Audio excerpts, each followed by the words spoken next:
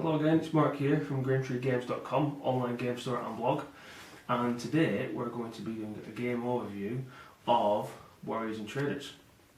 So we did the unboxing, showed you what was inside, all looks very good.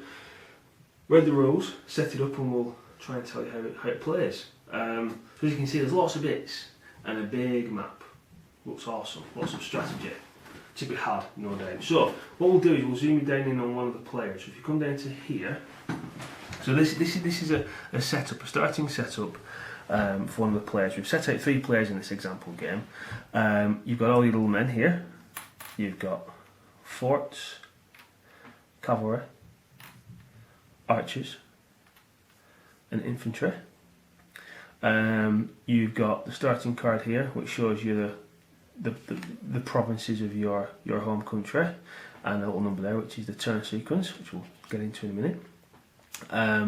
We've got our capital that we start off with, and you start off with 1 gold, 1 weapons, 1 food, and 3 victory points, because we've got a starting fort. And then we've got this here, which is the engine of the game, really. This is a tech tree, so if you've played PC real-time strategy games and things like that, you'll recognise this. The higher up the tech tree you are, the more abilities you unlock for your army and the cooler things you can do. Now, to begin with, you start off with 3 tokens, and at the start of the game you can place them however you want. Now, cleverly, the third layer here, you need 3 tokens. So if you put it there, it's a bit redundant. So you're not going to want to do that to begin with. You're going to want to put it on one of these.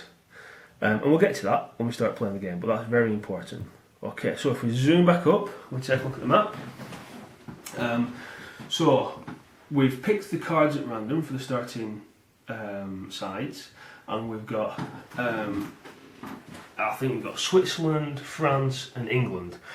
Now, as you can see, all the areas are covered in barbarians, which are like the neutral force. And as you can see, there's enough for 6 players here. Now you can play free for all, every man for himself, which is easier, it's the easier mode to start with. Or you can ally, and you can do it however you want. You can have 3 lots of 2 men, or you can have 3 versus 3. So there's lots of options for you, which is good. So that's the board. Now there's some units that you didn't see previously, and that's a princess, and you start off with 4 princesses there in your fort and your capital. So what we'll do now is I'll step you through the turns of the game and try and apply that to what happens on the board, see if it all gels and makes sense. If I get anything wrong, or if I miss anything, we'll put the errata at the bottom of the movie, as we usually do, because there's a lot to cover really, so I don't want to, do it an injustice. So, it's made up of 4 phases. Once you go through the first turn, you get used to it, you fly through, but the first one, you need to think about it. So, upkeep phase. Like any game of this nature, you've got to feed your armies. Now, luckily, there's no armies to feed. We don't need to feed the princesses. They're all on a diet, I assume. So they're safe, that's not a problem. If we had infantry, if you had armies on the board, we need to feed them. If you can't feed them, they die, you take the token off. So you've always got to manage your food and your troops. Make sure you've got enough. Next thing you do is you gather the resources.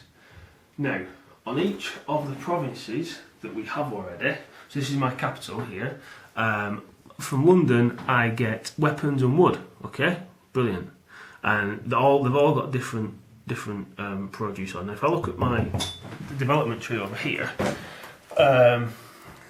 depending on how high up the tech tree I am, determines how much of that type I get.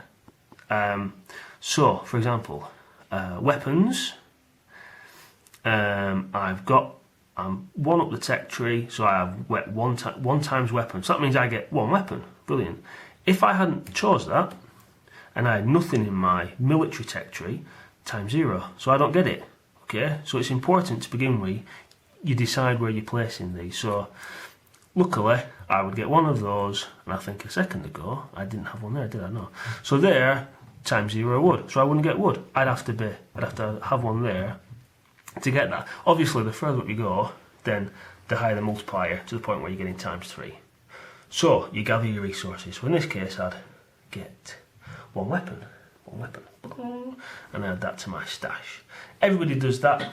And that's that.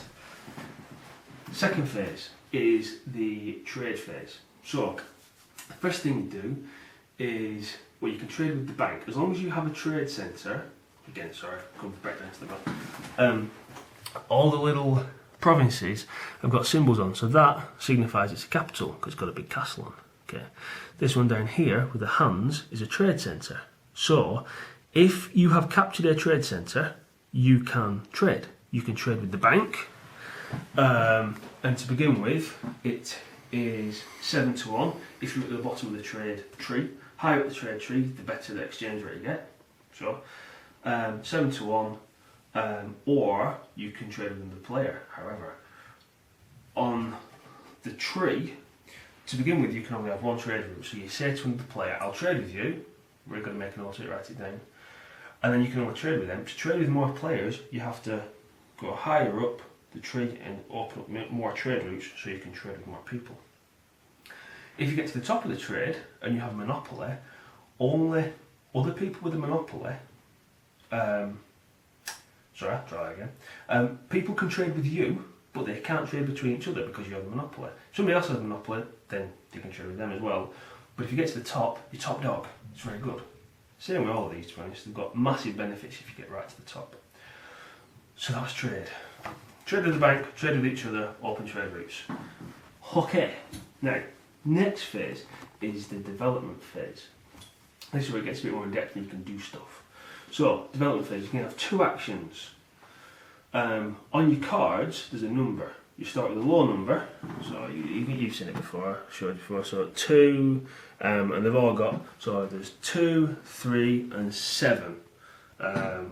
So, you go around looking at the numbers, start with the lowest first, go around. You don't have one action, then you go back the other way, and you all have another action. So it's a fair, so nobody's jumping the gun. With an action, you can upgrade your technology. This is where this comes in. You can spend one of these little puppies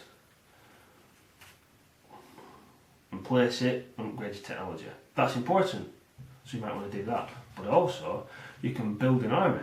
That's important as well.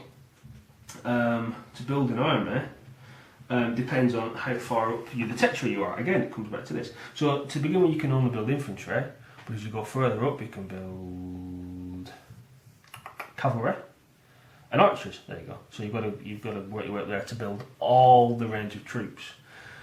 And obviously, the bigger thing you want to build, the more they cost. And so, for example, if you wanted to build an archer, it would be 2 weapons and 1 gold. So you need to get the provinces to get the resources to build the army. Makes sense. You can build forts. If you're far enough up the tech tree, you can reinforce and you can upgrade an army to make it something better, but instead of paying it, you just upgrade it. Or the fourth thing you can do as an action is declare war on somebody. So you can only fight another player or another side, not the barbarians, just the other players, if you actually declare war. Now the reason for this is, well I think this is the reason, is you've got to use the action to do it, so you've got to balance it out because you might need that action to create an army to declare war in the first place, so you've got to consider that. And once you've done that, a war lasts 3 rounds, or the players can call it a peace treaty and the war's off. But yeah, you need to declare war before you fight somebody. Okay, so development phase, that's where you do stuff. At the end of the development phase, if you're unhappy with one of these, you can shuffle it around. The top one, you can move it to another one. Just give you a bit of flexibility. And then the fourth phase, the last phase, is move armies. Now at this point, we don't have any armies, do we? Because we've not built them as yet. So let's chuck some armies on, as an example.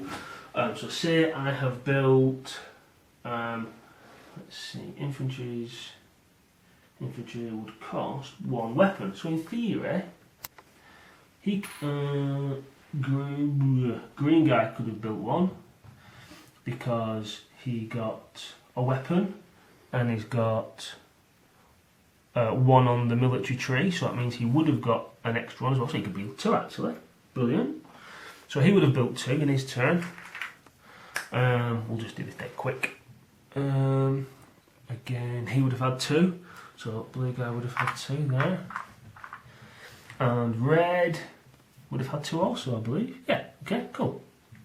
So there we go. So we built our armies in the development phase. So the manoeuvre phase, you move armies. Now, depending on how high you are in the military tech tree, is how many action points you guys get to move and fight.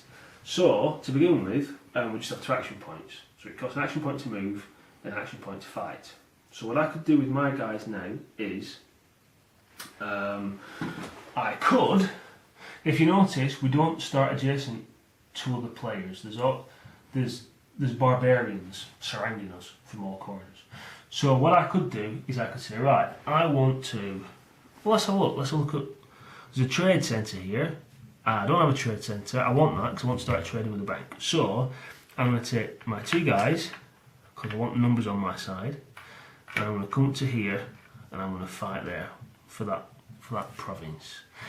And I guess the other guys would probably do the same. So if we come down here, so look at the blue guy, he's going to do the same, seems logical. And the green guy, Switzerland, is there better known, I guess. He's going to go for a trade centre as well. So, raw move. Solve battles. Okay. Now, it's relatively straightforward. Each token has a strength and a toughness. So the red is the strength, black's the toughness. You add up all of the strength, all the strength, and dish it out amongst the other tokens. So as an example here, we'll fight this barbarian. Now barbarians are a bit different because if you notice there's a little star on the token. What that means is they get better as the game goes on. So a bit more panning up to here. As we go through the turns, you move the little token along.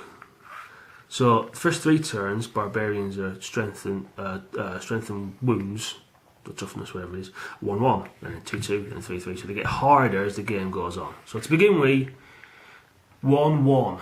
Okay. So my little guys added up are 2 against his 1, which is more.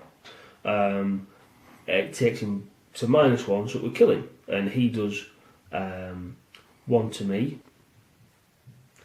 So the barbarian 1-1.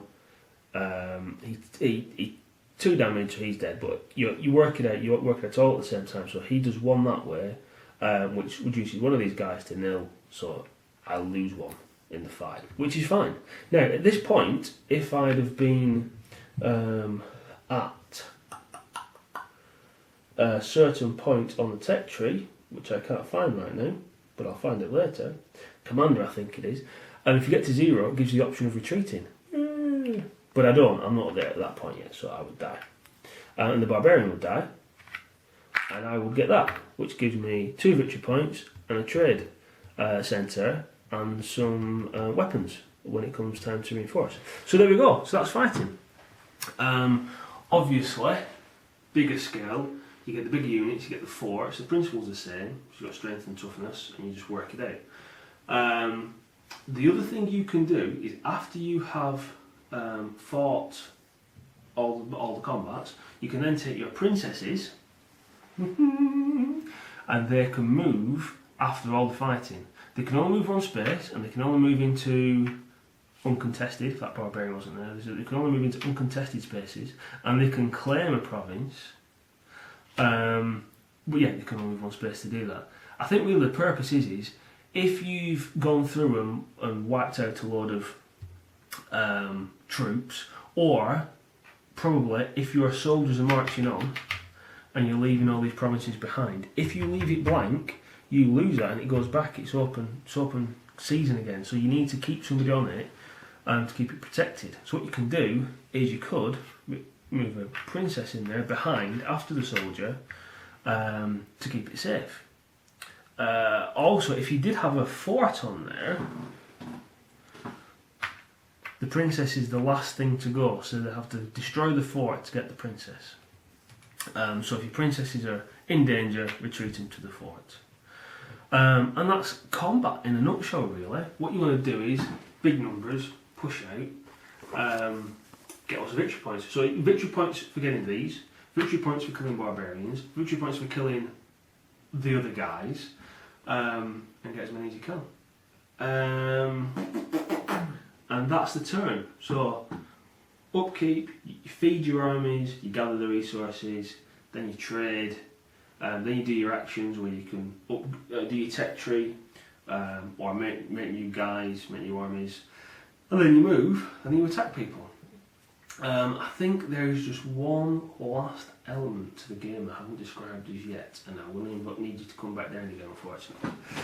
If you look at, where should we start? We'll go to England, okay? So all of England's provinces they don't have any symbols on these ones, but if you come up to here, Ulster, it's a bit political, Ulster, you can see it's a contested territory because it's got a fire at the bottom. What that means is that, well, you know, both sides are contesting for control of it. So one of the objectives you can go for is to try and get all of your home provinces back and the contested ones. Now, if you can get all of your home provinces, if they're all under your control, you can do something called Unification, and you do it in the manoeuvre phase. There might be some error to appearing at the bottom there because I've got it wrong, but I think it's the manoeuvre phase. And if you do it, the more provinces you have, you get bonus actions, and you get a lot of them. So if you do it at the right time, you can use it to just boost the tech tree or get loads of extra troops. But it's a gamble because you can either do it when you've got all of your home provinces back but not the contested ones. But if you go for those contested ones as well and you claim as much back as you can, then do it bonus round. Just loads of actions, you can do loads of stuff. So that's another clever aspect to it, another bit of strategy to keep you thinking. I think that's about it. The rules are online, if you have a search. They're definitely on Board Game Geek. We'll put them on our forum as well, so you can have a look. Because it's worth looking at all of the other things that happen on this tech tree. Because that's really the engine behind the game, that's the clever stuff. That unlocks things that you can do. And I think that's it. Like I said, if I've got anything wrong, I'll put it on the screen, but it's just a bit of an overview to give you an idea. This is available on our web store now. We'll put a link on the site, on the video. And that's about it. So thank you very much for watching. Hope it's been useful. We've got the forum on the website, come say hello. We've got Facebook, Twitter, the blog, you can come check that out. And I think that's it. So thank you very much for watching. Bye bye.